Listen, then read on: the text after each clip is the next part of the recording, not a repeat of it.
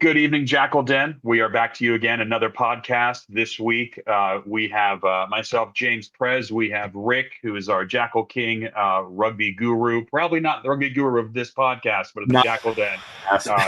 And now, our special guest, this is such an amazing honor to have our new coach, our new backs and attacks coach, Nate Osborne, come out to us and say that he had watched some of the podcasts. He was interested in it. He wanted to talk some crap on me for getting his history wrong, which I totally said that he could. He's allowed to as much as he wants. I'm going to throw it over to him in just a minute. First, I want to run down a couple of things going on with the Jakl Den. As I mentioned, every time we have our tailgating, all the home games, we start 2 hours beforehand. If the game kickoff is at 7:30, our tailgate starts at 5:30.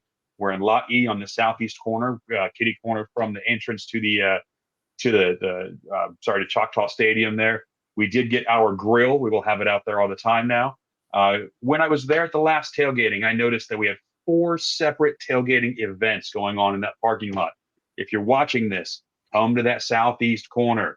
We want to fill that area of grass up with everybody that we can. And then once we can get that filled up, then we can go to the Jakl Den and say, hey, we need more space. Give us an entire corner. Give us a bunch of parking spaces. Let's fill that corner up first. Plus, the more that drive by and see us want to come join the party. Hey, and if you didn't show up, you missed out on Liam Murray showing up and hanging out and having a beer with us before the match. Oh my gosh, we had that's right. Our local celebrity, Liam Murray, stopped by at the very end to come say hi.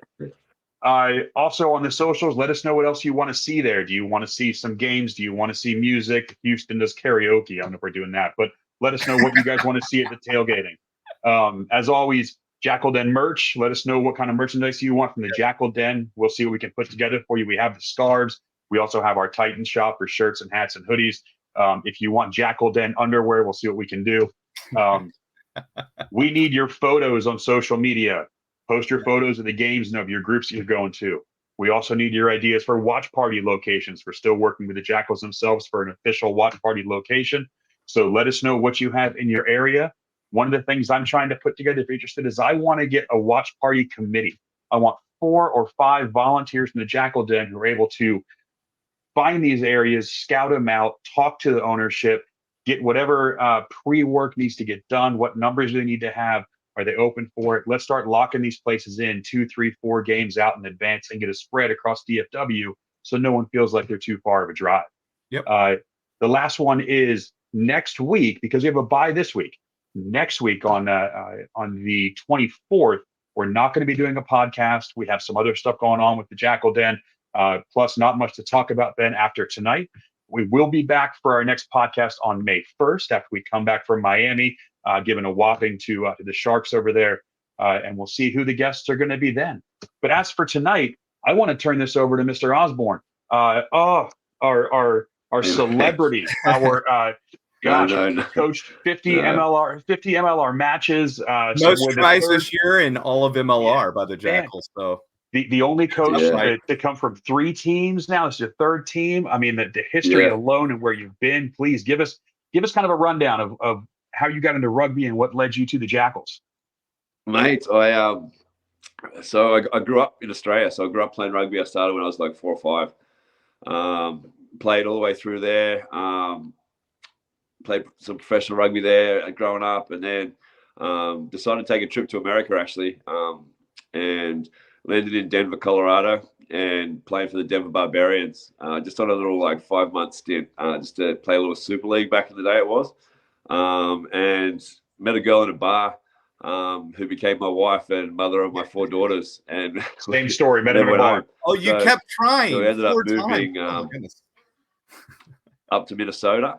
And I was playing up there and I started coaching up there.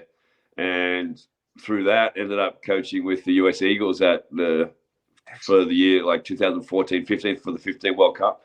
And then realized my passion for coaching at that point. That's what I really wanted to do. And there wasn't really many avenues after that, in America at the time. But then when MLR came around, I was lucky enough to be the first coach at New Orleans at Nola Gold, and I stayed there for 4 years, and then moved away from that and ended up in DC for about half a season. I went and took over in DC for about half a season, and then just the travel and had young children, so it was coming a bit too much. So we went back to Minnesota, and I did some commentary last year, which I didn't love. I missed coaching. I missed the coaching, and then I got a call from the great man from Cooker, and we had just a good conversation about it. And he offered me an opportunity to come down here, and I jumped at it because I thought it would be an amazing experience to come down and work with him personally and with this organization. So that's kind of how I've, in a rough, quick way, how I've ended up where I've ended up, mate. So I've been lucky to end up in those places, but it's been an amazing trip. You know, Australia, Colorado, Minnesota, New Orleans, DC, Dallas. I mean, the first simple question is where's home at? Where's the heart at? What do you consider home, and where's the best place to live? But on top of that, how much does rugby change at all those places worldwide and across America? Yeah. And different leagues, mate, too. It's huge. Mate, I don't know. I guess I'm a proud Australian, and I always say that I'm a proud Australian. But I don't see myself really going back there anytime soon. Anyway, my wife and daughters are all three of them were born in Minnesota. The other one was born in New Orleans. So they really call Minnesota home. I like Minnesota, but I don't love it. But I'd say probably Minnesota at this point is probably where we have our house and my family and in-laws and all that, and a lot of friends. But I really enjoy Dallas too, and my girls really enjoy Dallas too. So you never know, we might end up just here long term, mate. There's so many athletes that come here. They'll play like one season, go somewhere else, but then in the off season they're in Dallas, and I've never really understood that because I grew up here, but I never considered Dallas an exciting city. I love it because it's always been reasonably priced. You can get a nice house, get a yard. There is a bit of travel. You got to drive, but I don't mind that. And, the weather is reasonable most of the year. But people just seem to love it here. It's easy. I think it's easy. Yeah, so far, I really, really, really like it. Minnesota is beautiful in the summer, and the winter is just terrible, mate. There's months of the year that don't let. Well, there you go. You stay here during the winter. Stay here New Orleans go there for the summer. New Orleans is fun, but I don't know if it's a family place, but it's a fun place. And DC is just busy. DC was just too busy for me. It was too much traffic. I mean, Dallas has traffic, but it's not like DC traffic. Were you living in DC proper or in one of the states surrounding states? We were in just over in Virginia. It wasn't. Okay. Is it Virginia? Alexandria. Yeah, it wasn't far from the actual city, really. But just getting everywhere, getting to training, getting to games, all that stuff, it just took forever. And it takes away from how beautiful a place that area is, but just the amount of people that are there. But I like Dallas. Dallas is a good spot. So, you're coming into a team that's really been building since the beginning of last year, even really, 2022, right? Kuka trying to build a program, not necessarily trying to buy a championship. How did you feel like you fit in when you got here to something that had kind of was already half baked?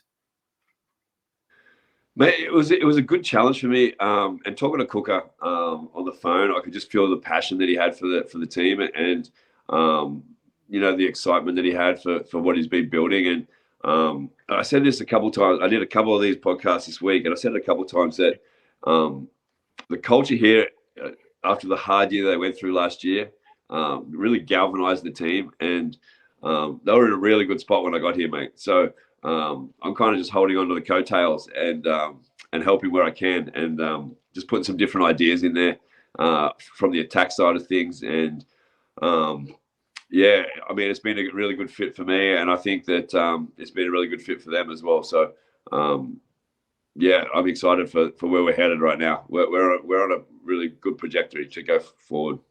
So a couple of tactical questions, and I'll let James give some more general ones. Sure.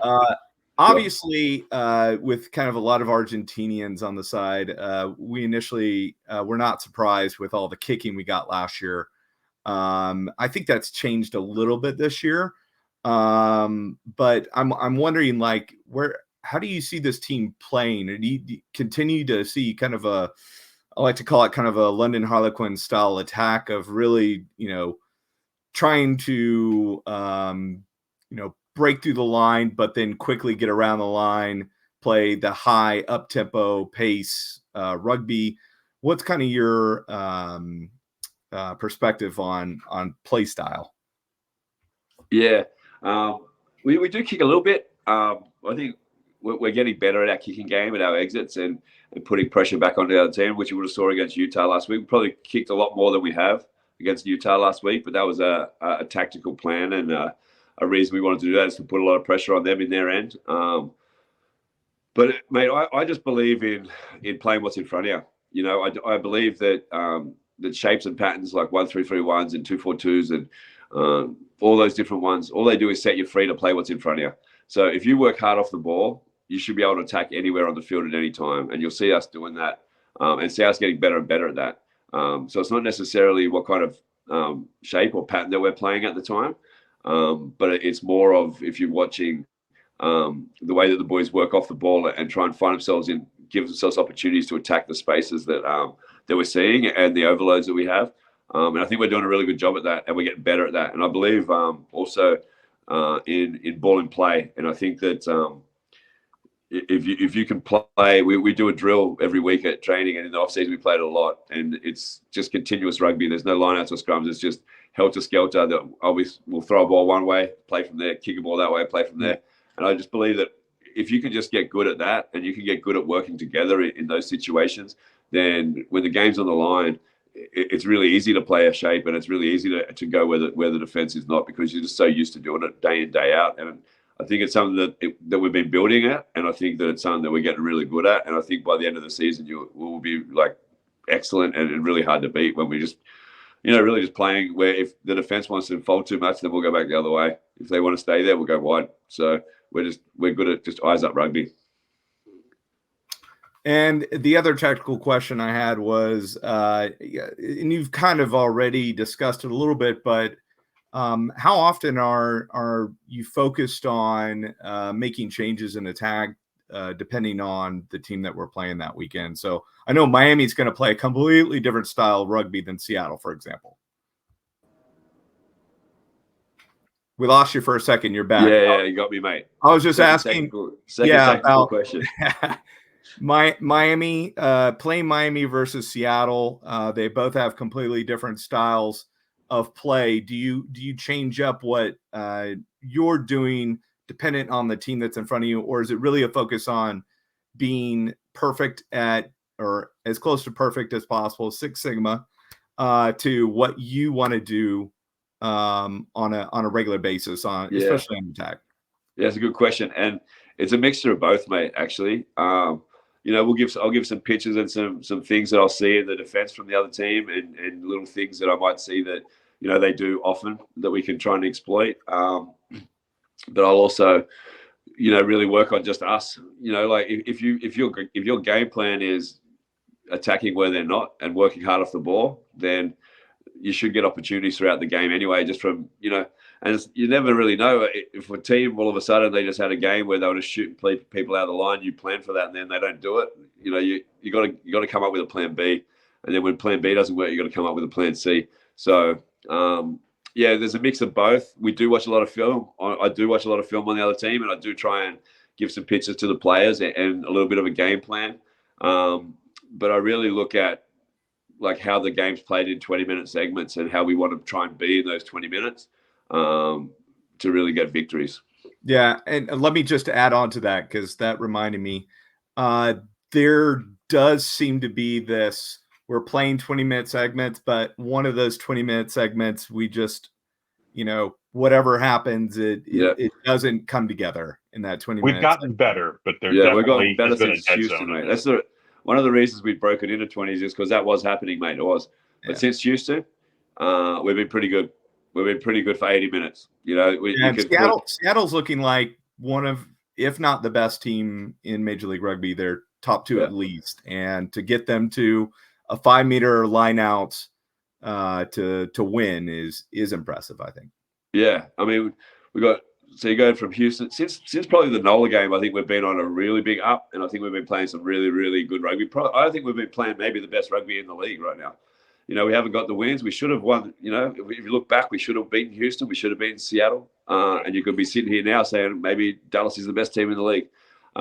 We didn't get those wins, but we scored more tries than those teams, and we pushed them to last-minute penalty goals to beat us. So I think that this is a team. Oh, we lost him. Uh-oh. Well, I think what he was trying to say is it's a team that's learning how to win. And I think, perspective-wise, coming from a 2-win season where you really don't even get into those opportunities to learn how to win, right? Because you're just down by multiple tries every match, right? You're never getting to that last play where you've got a chance to win or lose. And this year we're getting to those chances, and that's building.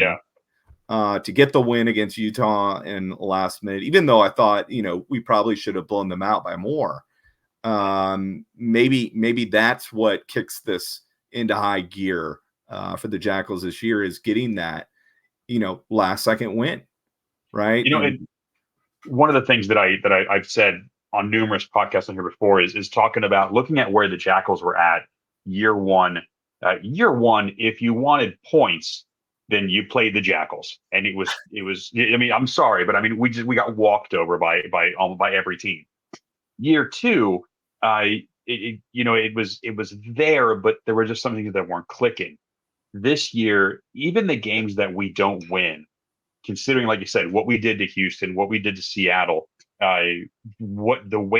even though Anthem is a new team, how we came together and the points we got on just Anthem. Blowing them away. Yes. I mean, everybody was impressed by just the point differential we had against them. Man, it still shows to me the upward mobility of this team and how much stronger we are than in the past. Yeah, and I really think, outside of 20 minutes against New Orleans, kind of at the beginning, maybe the kind of 10 to 30 minute mark of that match, I thought really we've played quite well every 20-minute period this year. There's been some let-offs where we've lost, but those were against top quality teams. We're not talking about Carolina or Miami or even Chicago or Utah or LA or something like that. We're talking about, two of the top 3 teams in the league, in my opinion, with Houston and Seattle. We're going to have a challenge with New England, but we're going to have opportunities to show, that we're in the top half of MLR this season. And our points show that we are. The question is going to become, can we actually finish the job? Can we win these games can we go to Houston at the end of the season and win? Can we beat Seattle at home? Right? Yeah. Those are the games where, if Houston's already locked up a playoff spot, maybe they don't bring out their best team. We've got to win that. Like, those are the times where we really need to show that we have gotten over the hump, is what I want to say. And I think we're really close. We're right getting to the pinnacle of that hump. And maybe we are already going over it. We haven't gotten that result yet that tells us that we're over the hump. I think if we had beaten Utah by 15, 20 points, we would have said, we're there. We're ready. We're ready for the playoffs. Man, we're going to threaten somebody in these playoffs. Right now, I'm like, we still got to fight for that playoff spot. Right. So we're right there.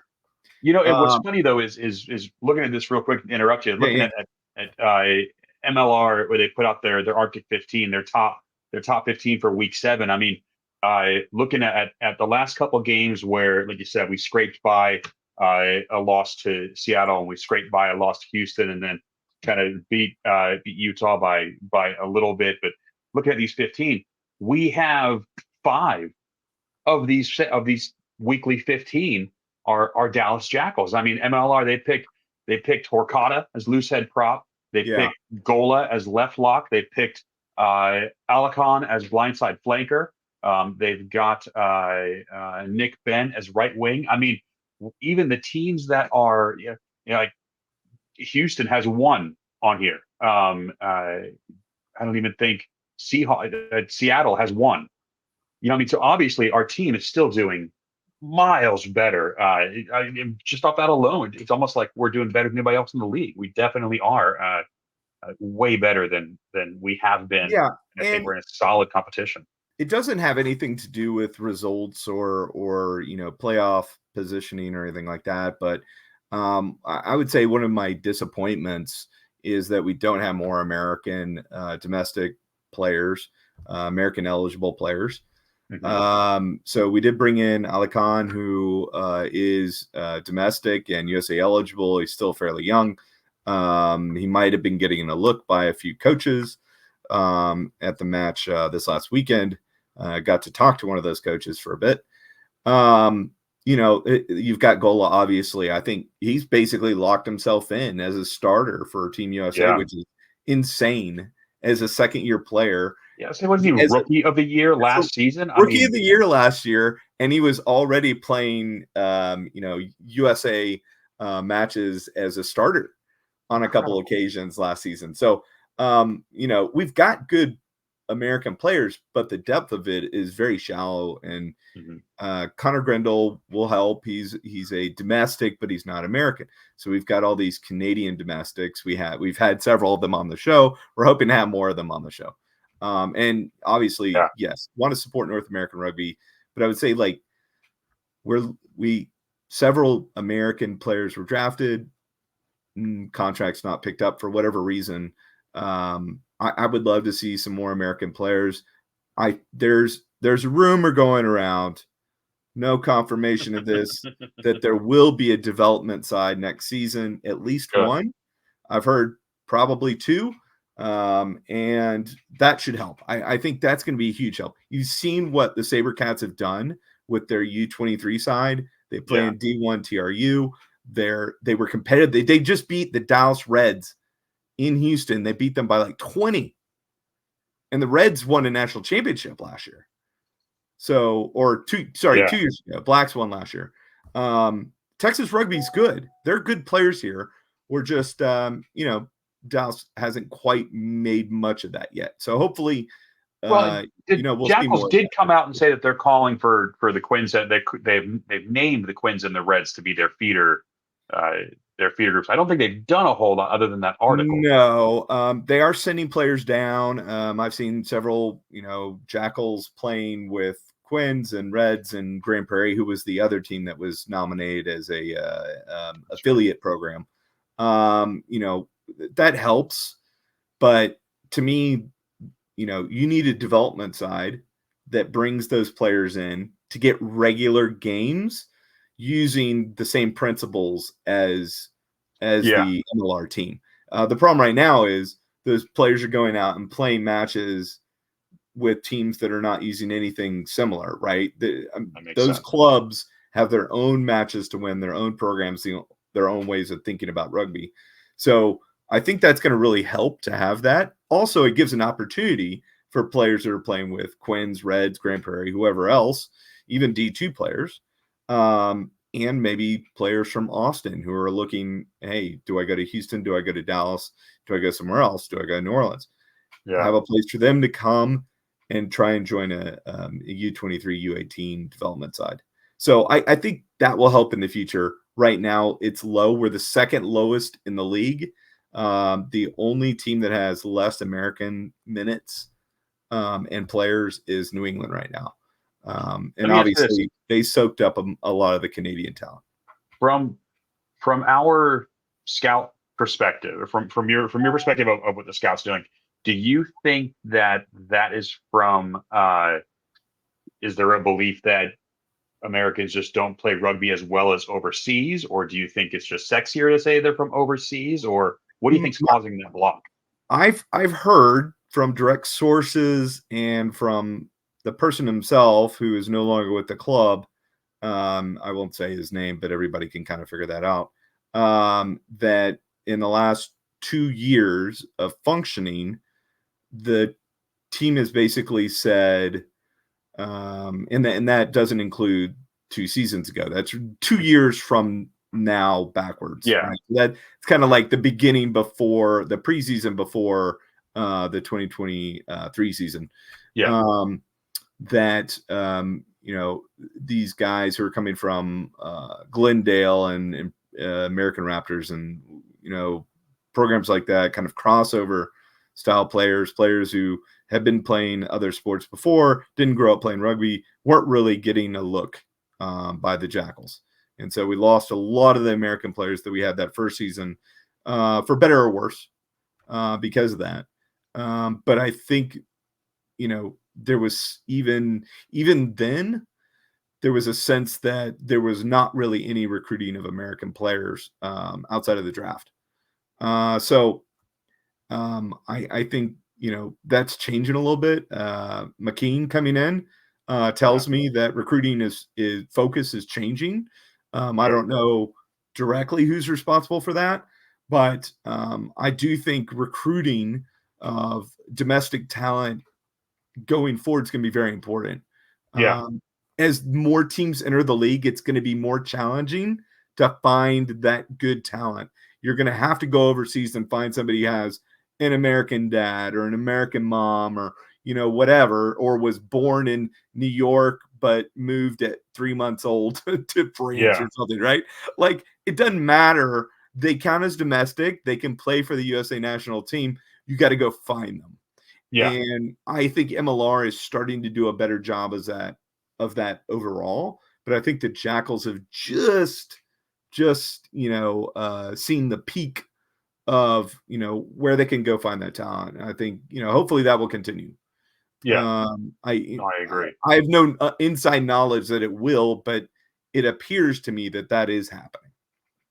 I know we've got a couple of guys that haven't hit the pitch yet that are still in the back working up to it that are even some locals that are back there, that it would be exciting to see them out, and just hopefully that happens before they and see, this is the problem not having a development side, is that they can't get that high level match experience. So they're getting the training experience, which is phenomenal, right? And it's great for the local clubs because they can go back to the local club with that high level of training, bring that mental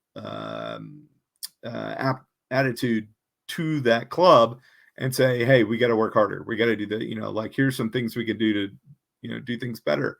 And bringing coaches in and doing some coaching seminars and things like that, I think would help a lot. Let's bring Nate back in though, because speaking of coaches, so he's back. Here we go. Let's welcome him back onto the stage. Sorry. Technical difficulties. No worries. Perfect timing. I was just saying how we were talking about recruiting American talent, and Dallas has the second lowest number of American players or American eligible players, just up from New England, and the second lowest in minutes. But the signing of McKean, at least in my eyes, made it. We're now making a concerted effort to go hunt down some of this domestic talent. Yeah. What are the goals in terms of domestic talent? I've heard rumors about development sides. Yeah. Like what's kind of the outlook for the Jackals in terms of domestic talent going forward? Yeah, it's something that I think that we know we need, and it's something that since the minute I got here, Cook has been really good at talking about that stuff and wanting to build more American talent and get some guys in. We have some young guys now that are with us that, I think in the next few years will be, MLR level, but they're, working with us now. So we're starting to build those young fellas through. We also have academy sides that we've ran over the last couple of weekends. We've ran some tryouts for those, and I know we're going to be doing a lot of coaching with coaches as well in the off season. So that's something that is all in the books, and also something that we've been talking about a lot. And something that comes from the top down. Like Cook is really be on it. I know that the ownership and everyone in the building really wants to start working on that stuff. So I think that we're in a good spot on the field, and I think off the field, behind the scenes, we're in a really good spot too. I think that we're growing in the parts that we need to really grow in, and I think this offseason is going to be big for the Jackals in terms of that stuff. Yeah, so that's really good to hear. I'd heard rumors of that, but nothing solid. I know obviously there are T's to cross and I's to dot before any of that comes to full fruition. But I think the problem is we have in our backyard the Sabercats and what they've done with the development side and how they're signing those players to MLR contracts, and those guys are getting time. And they just beat the Dallas Reds, who are recently national champions. So that's no small feat. No. We'd love to see that with the team here. We are, and that's the plan. That's the plan. So we're going to start building that. It's really hard to do anything during the season. I think even just having these few days off over this bye week has been good mentally. But which we have filled with podcasts. Apparently, haven't given you a break at all.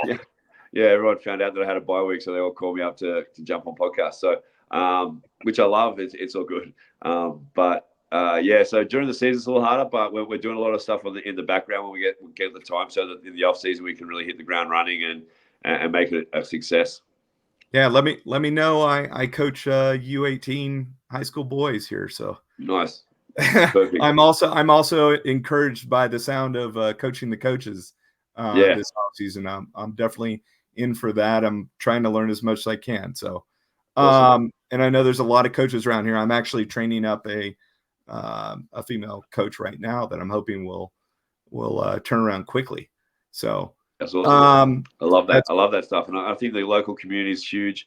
I think the supporters are huge. So there's nothing that we don't know, and we really appreciate everything that you guys are doing, and we appreciate the local community, and we want to get out there and be a part of it as much as we can. It's just very hard during the season to do very much, but the off season will be around a lot more, and that fall season for the rugby is you'll see a lot more of us at games and at training sessions and helping out and coaching coaches and things like that. So. I'm excited for that stuff. I love that sort of stuff too. We love seeing the continuity, at least with the head coach and most players, going from last year to this year. But obviously I've worked with now 3-4 vice presidents of the club. I assume there's a desire to kind of get some continuity in the front office. And I would say even with the coaching staff, outside of Kuka and Pancho, are you planning on returning next season? What's the plan? I have no plans on going anywhere else. I love it here. I love working with those guys. I love working with Kuka and Pancho, and even Seth sometimes. No, I love all those guys. They've all been awesome to me, and my family really enjoy it here. I love it here. So. If they want me back, mate, I don't think there's anywhere else I'd rather be. So I say to the boys every day, there's nowhere else on earth I'd rather be. So I can't go back on that yet. Yeah, I've heard from our players, but really it's the players coming in from other teams that they really love the facility. They consider it a top-notch facility. I know that it is not a authentic grass pitch. But outside of that, the weight room and the locker room and everything like that is just top notch. And you've been around 2 other clubs. How do you see the Jackals and then MLR as a whole improving in terms of, quality of the grounds, quality of life inside the stadium for the players and coaching staff? Oh, here he's coming back. He's coming back. I promise. Get him back on here. Oh, what happened? Get him back. I'm trying. I gotta get out of full screen and get to where I can see him. There he is. Okay. All right. Oh, and he's gone again. And he hit that. All right. Nope. And then I'm a terrible. We got you. I'm a terrible guest, mate. That's all right. I'm terrible at this. I've done shows by myself. I heard about half your question, but I think I can still answer it. I'm going to have a crack at it. Go for it. The facility at Dallas is amazing. And I guess the football lines on the field people get annoyed with, but we take it to our advantage. I think that bring teams here and they have to play with all those lines. Where they are. But in terms of training facility and playing, the stadium itself is beautiful. There's so many good things about it. Where it's located, all those things I love. New Orleans, the first couple of years I was there, we played out of a high school. We trained at the local training place. We walked to the gym. It was all over the place. But they ended up getting the stadium they got now, the old baseball stadium there, the Shrine, and have all the same sort of stuff that we do, which I think helps. DC, they had a great facility for training, but their games were about an hour and a half away from where the boys all live. So it kind of felt like far from where the games were. It wasn't all really yours. I think that's one of the biggest things when you say you got a home field and it's your home, that you train out of it and you play out of it, and it's yours. You don't travel somewhere else to play games after you train and things like that. So I think that that's a big deal. In terms of the league in general, from where it started, I've been here since day one to where it is now. It's unbelievable how quickly it's grown and how much better the facilities are, how much better the teams are, how much better just the day-to-day life is, I think, for the players as well. Yeah. I think that's helping, and I think that's helping develop American rugby players as well. I think it's taken. I used an example of the other day of Malcolm May, who I'm a big fan of, and he was an All-American kid that we grabbed in 2020, coming out of out of college, I should say, All-American, and he's only really just now starting to start for the Gold and play well for Nola Gold, where. Yeah. Those few years, it was pretty all over the place. We weren't training as full on as they had to do now. He wasn't learning as quickly as they were now. But then you take guys like Sam Gawler, who jumped out of college last year, and he's unbelievable. Yeah. Different kinds of players, yes, and different, standards. But you're talking about two All-American players, two All-American college players. One took 5 years to develop. The other one basically developed in a year to who he is now, to captain of the team. So I think that's helping a lot. I think day-to-day training environments are helping a huge amount, and I think that it's only going to get better. Yeah, and we've got the news of a women's professional league starting next season. Headline, yeah, and a lot of people talking about, should it be linked to MLR, and I'm thinking, we're not making money as it is. We need to focus on getting MLR making money before we kind of branch out. But my first thought, even beyond women's, which yes, women's professional rugby, phenomenal. And if they can play in some of the same stadiums, maybe do opening matches for some of the men, perfect. Love it. It's two games for the price of one, something like that, right? Give them part of the sales and merchandise and food and concessions, something like that. You can do something like that. But it's really, like you're talking about, getting these kids started early. And I think that's the biggest challenge in the United States. I'm working with these high school boys, and there's only so many colleges that are offering scholarships. And I'll continue. We've lost him. He might come back. There's only so many schools offering scholarships. I think the biggest challenge is where's the biggest investment bang for buck for MLR. And my opinion would be developing these development sides, which then funnel players from high school, college into MLR so that they feel like there's a direct route for them. And I think, right now there's not as much money, but you see a guy like Sam Gawler coming out straight out of college can make a difference in MLR. We need more of those, and the opportunity to have more of those is going to be through getting kids started earlier. So my question to Nate was going to be what about youth camps, getting rugby into middle schools, right? That's the key. If you can grab middle schoolers, because that's when kids usually decide, I'm going to go from playing soccer, basketball, baseball, football, right, hockey, I'm doing everything, to 7th grade, right? I've got to make a commitment. Yeah. What am I really wanting to do? Because that's the point where if they decide I'm going to do basketball, they've got to start focusing 50% of their time on basketball at minimum to get to high school, to make a high school team, to then potentially go play college, to then go play pro, right? That's a trajectory of a professional athlete, is hitting them at that 6th and 7th grade point when they're making that commitment. So getting it into middle school, so they start playing 5th grade. So they start thinking about 6th grade, so they commit to it 7th grade, right? And then you've got them, they've got their 6 years of rugby experience before they get to college. Then you have better college programs because they're forced to, because you have tons of quality players coming in versus I might recruit 2 players in, right? I might try and recruit 10, 15, but I'm getting 2 players in. And then I get 4 guys who quit football, quit wrestling, quit basketball, whatever it is. And I've got to train them up, right? And so that's a huge challenge at the college level. If you've got I think 12 guys coming in who have played, your program's going to be phenomenal every year. Yeah. I think one of the tough things too, and this speaks to home in Texas, but especially, it's the same other parts of the country, is rugby is still I won't call it a new sport. It's only, it's a niche years old, but niche in America, it's a niche sport. And especially like compared to the schools in Texas where everything is football, football, football, football, like nobody wants their kid to go out and play for a sport that's not going to get a scholarship or not going to get, $150 million contract, right? And there are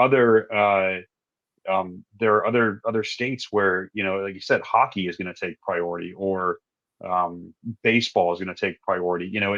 There are very, very few places where anybody outside of this niche is pushing for rugby. And I think, one of the things is, pushing rugby sevens at a young age because of the opportunity to be in the Olympics, to represent your country. Fantastic. Even 15s representing your country on the national stage in a World Cup. The Rugby World Cup is not a small competition. It's top 4, top 5 competition in the world when it comes around every time. So most watched in terms of most watched. So you've got a competition where you play for your country and you get huge viewership. Obviously, if you're New Zealand or Ireland or England or South Africa, it's a little bit different, right? You are getting 90% of your country watching. But in the US, I think you've got to lock on to that national identity. And so if you can go play for your country, can you go play for your country in football? No. Yeah, I get what you mean. Yeah, I get what you mean. Like you can for basketball, but the chances of making a dream team are like 1 in a bazillion. Like nobody's getting on that team. You saw the talent that just signed up for this next Olympics. It's like some of the best players that have ever lived. And then you get baseball. They have a World Cup, but it's not highly watched. Maybe outside of East Asia, and maybe Japan. Caribbean. Korea as well. China, Taipei. Have some viewership there. But like soccer and rugby World Cups are huge international events outside of the Olympics. And then you could go play in the Olympics as well in sevens. Yeah. DuPont's doing it. They're trying to get I'm blanking on his name. Hooper, Australian flanker, played in the recent World Cup and is trying to make the 7 side.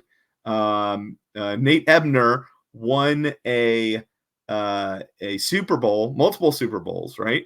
And went to a Olympic run with the men's sevens in rugby. So there's the opportunity. Go play for your country. That's something we should be locking on and selling to kids at that young age, because that's the difference between playing playing basketball, playing football, playing baseball, playing hockey, something like that. Maybe hockey's a little bit closer in terms of viewership of a huge event is playing hockey in the Olympics. But I really think that's where you could key in is saying you can go to the Olympics. You can go play in a World Cup that people around the world are going to watch. You're going to be on big time TV. Like that's what you sell to the kids. And then you say, here's the path. And we've got a path in place. And I'm sure USA Rugby has all this down pat, right, in terms of on paper, but the action hasn't happened yet. And I Mhm. think MLR is a big piece to that action happening. And so I'm hoping that, I was hoping to ask Nate what he thought about, that path for kids.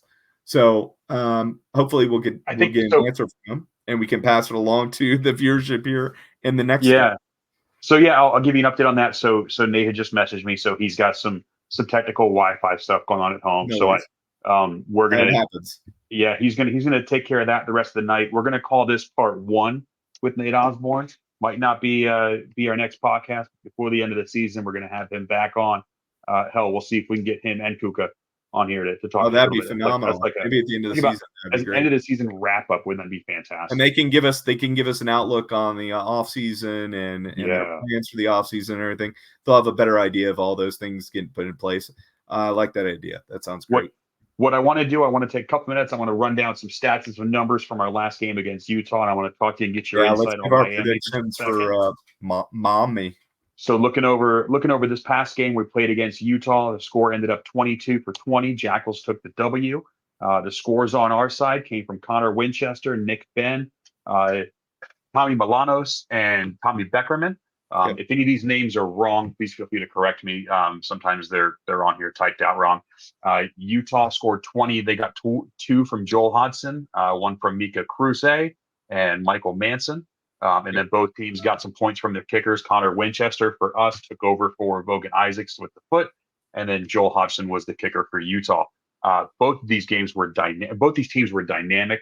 I really think that if the refs hadn't, and it's such a recurring theme on this podcast where we say we would have scored more for the ref, right? But I really think if they didn't have it out for us as much as they did in this game and pull two And I tries hate to say away from have it us. out for us. I do have this. I have this notion, and whether it's true or not, it does happen in other sports, is that refs give the benefit of the doubt to the teams that have played well in the past, and we have not. And so maybe just we got to prove that we belong, and I think we're doing that, and hopefully that maybe gives us some more benefit of the doubt going forward. Yeah. Even with it through the adversity, we still pushed through it, came out on top. Our standing right now, we're still in fourth in the Western Conference. Seattle's at the top with 29. We're in fourth at 19. The only team on the Eastern Conference that's ahead of us is the Free Jacks at 24 also. So Western Conference is really, really holding strong right now. Now going up against Miami next. Now Miami has not been a strong team in their games so far, but they are brand new. They do have a really interesting way of playing. They have a ton of European coaches and staff over there that I think are teaching them a little bit different than teams like Houston and San Diego and Utah. I think we have an extra advantage against them in that our players speak the same language as most of their players because they do have a lot of Argentinians. The ownership group is Argentinian, so they may not have the same kind of advantage over us that they've had over other teams this year. They remind me almost identically of Chicago last season in that really that on paper, if you looked at the names, you would have said, dang, man, they should be competitive. They should win a lot of games. And I thought the same thing as Chicago last year. And I thought, how could they be bad? But then you think, how quickly do these teams get put together? And do they have any offseason? Man, that's so important. New England proved how important that was. They came together, had an entire year before they even played in an MLR match. And so teams that did that have a huge advantage. And they just look like a team that has a lot of talent, but haven't figured out how they're going to play, or how they're going to play together. So I really think, eventually they will be fine and they'll be good, but we got to take advantage early, right? Yes. Same with LA, right? Getting them early in the season. You got to get these wins now because they're going to be harder to get at the end of the season. Absolutely. And I think Anthem, and I kind of said the same thing about Anthem, was I watching some of their games and reading some of their lineups and reading their history. I think they're a strong team, but I see them a lot in the same light the Jackals were in our first season. It's a slow burn kind of thing. They've got to find their footing, got to find their cohesion. By year 3, 4, or 5, I think Anthem and Miami as well are going to be dominators on the field. but I think we just lucked out playing them early in the season when they're brand new. Now, Miami was the first new team to sign on to stand up. So they did have some of the offseason there, but they weren't really. When you have that many Argentinians and stuff, you're waiting on visas. Yes. Whereas Carolina didn't have that, right? They've got 90% of their players were here. They didn't have to worry about playing together, right? Stuff like that. And they were already, a lot of them were playing together with the USA Hawks. So that was a huge advantage for them. But the problem for them is you've got a team of a bunch of U23 players playing against grown adults who have played professional rugby. And so that's the biggest challenge for them is the experience. They just need more experience. And the whole point of Anthem was to get them experience so that they can go be more competitive in the national team matches. So, hey, you learn from every loss, right? So they're pretty experienced. Yeah. So I'll throw this out to you. So your prediction for Miami when we come out of this bye, it's going to be an away game at Miami at their stadium. Man, it's so dependent on weather. If it rains, I don't think the score is as high. I think if it's decent weather and it's not 20-mile-an-hour winds and it's not raining, which it can be in North Miami. They're not necessarily in Miami. They're actually in like Fort Lauderdale area. I really think we can put up well over 30 points. I think we border on 40. Their defense isn't particularly good, and we should be able to score. The problem's going to come down to how much time we spend on defense. They've got very good, experienced backline players who know how to play, know how to kick. So I'm going to go 38-23. I really think this is an opportunity. We got a bye week. They will not be on a bye week. They're going to be tired. We're going to have rested legs. We're going to be bringing back guys from injury. I think this is a chance for us to blow the doors off a team this year. Outside of Anthem, which, I mean, everybody's blown their doors off. And if we can get two of those in one season. That was expected, and that's fine, But obviously, each one of the teams that blows the doors off Anthem, that's a boost to that team going forward in the season. So, I think it was for us. But this is a legit team that we can go and beat the pants off and go, we're here, and we're not backing down to anybody, even though Miami hasn't been that good. That's a bunch of professional athletes on the team. They've been playing for years. So it's not playing Carolina where you get a bunch of U23 guys who really haven't had that much experience. So go kill them. 38-23. I have to agree. I don't think they get over 20 though. I think we stay mid 30s. I think you're right. 35-38 on our side. I think on Miami side, I don't see them getting. I see them in the 15 to 20 range. I see them in high teens. I think we have a good 20-point lead on them by the end of this. I would love for the defense to put up that kind of differential. We haven't done that this year. We're by tries scored or points scored, we're the worst in MLR. So I would love for the defense to come out firing like that. That would be phenomenal. Well, but you know what gets me, and you know what I think of a lot is with a brand new team that's new together, I see a lot of penalties. Yeah. And I see a lot of kicks. If there's no high wind from that. Yes. We got to make our kicks. Our scrum game is on point. Our rucks, our mauls are fantastic. And I see the Miami penalties working in our favor to keep giving us the ball, to keep our offense churning. Yeah, we've got to get those penalties, go to the corner, and let's get Kutza 4 more tries, 3 more tries this week. Like he's on your face. I mean, I'm not gonna be angry about that. So that'll be next weekend, not this weekend. That'll be the 27th. Correct, 27th. That'll be so 6:30. Let me double check. I want to say 6:30 p.m. Our time, 7:30 Eastern time. and we have not settled on a location yet, but stay tuned. We will have a location soon. I think we'll have it in the next couple of days. So we'll have at least one location, and we're hoping to have two. That cross fingers. If you want to help us out with that, with the watch party committee, please reach out to us on socials. Let us know. We definitely need people to help out with that. Again, send us your location ideas. Send us your photos for our social medias so we can get you guys out there. Come to the tailgate. Merchandise. We have the scarves. Let us know what other merchandise you guys want. Again, next week, the 24th, there will not be a podcast. But May 1st, we will be back after the Miami game to give you a wrap up against Miami and talk about getting prepared for, I think, Old Glory is after that. On the May 4th, we go up against Old Glory after Miami. So I love the build up to the end of the year. I think it is advantageous for us. I think there's very, very winnable games. We get Seattle at home. End of the year, hopefully Houston is locked up a playoff spot and they don't feel the need to come beat down the door on us. And that'll be in Houston. Unfortunately, I will miss that. I will be in Scotland at that time. So, but we are working with the club to have organized something travel group to go to Houston. So also I said that wrong. I was looking at the wrong schedule. I'm sorry. I was looking at the wrong schedule. We come back from Miami. We play San Diego in Snapdragon. We play San Diego next away game for us on May 5th.